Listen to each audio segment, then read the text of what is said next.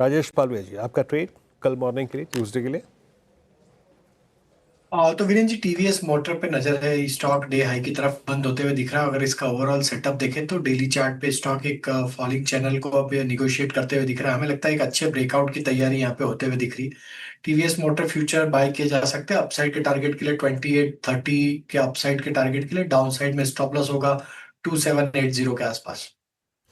TVS motor में खरीदारी की राय पालवे जी की तरफ से आती हुई। अमित जी, आप बताइए, आप क्या कैरी कर रहे हैं कल के लिए?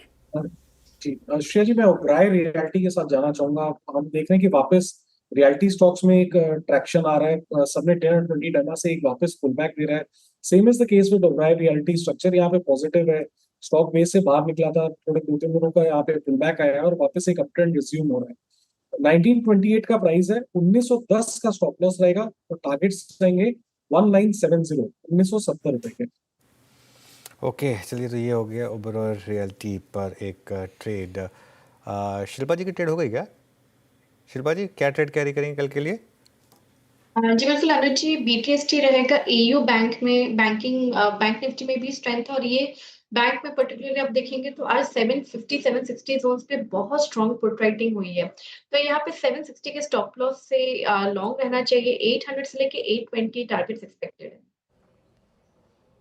Okay, AU small finance bank move strong है इसमें। और अब चलते हैं मानस जी के पास। मानस जी, आपके कैरी करेंगे?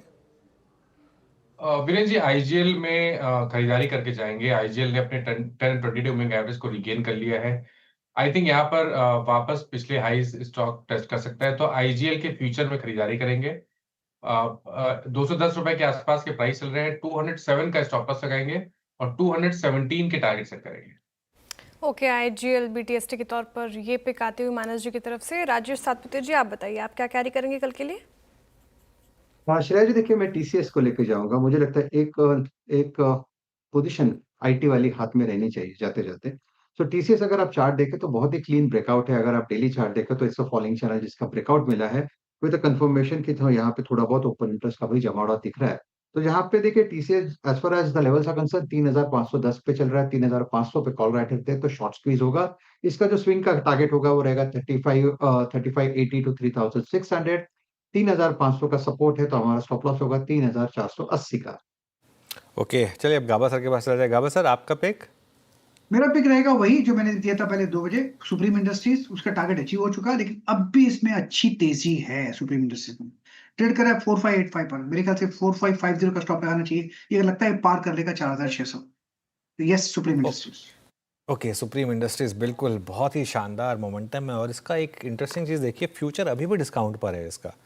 आई थिंक ये 3800 पर वीरू ने पहली बार स्पॉट किया था, इसे मुझे याद है अच्छे से। और तब से इसमें नॉन स्टॉप मूव है। फ्यूचर अभी भी डिस्काउंट पर है। मुझे लग रहा है कि ये शायद जल्दी स्पॉट को कन्वर्ज करे।